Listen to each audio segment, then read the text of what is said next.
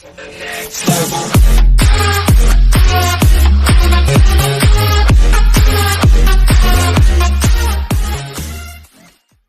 Hate Me was lost. Then he was found. Watch live.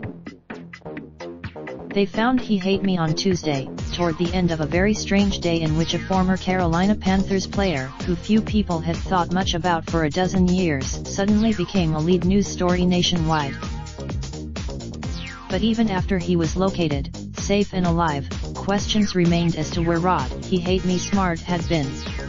And why his family. It started when the Lancaster SC County Sheriff's Smart had last been seen on June 12, at approximately 10:30 a.m. in Indian Land, SC.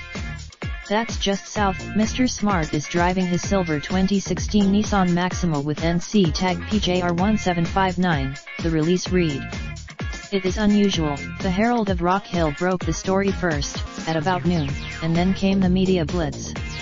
Smart's name. Everyone used the nickname when describing Smart, of course. He Hate Me was Smart. Once that leak folded, the Panthers picked Smart up in 2002. He was a popular. Al Wallace, a teammate of Smart's with the Panthers, said in an interview Tuesday before Smart was located that the former running back remained one of the indelible figures of that Super Bowl run. Rod has always been one of the biggest personalities in any room he enters, Wallace said. He's hilarious. I asked Smart once, long ago, how he came up with He Hate Me.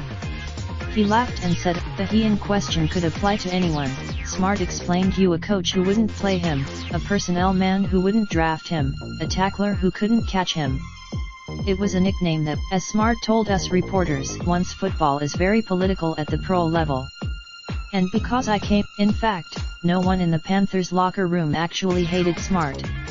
He was charismatic. One note not many people remember about that kickoff return on the Panthers' ensuing kickoff to the Saints. Smart ran down and made the tackle.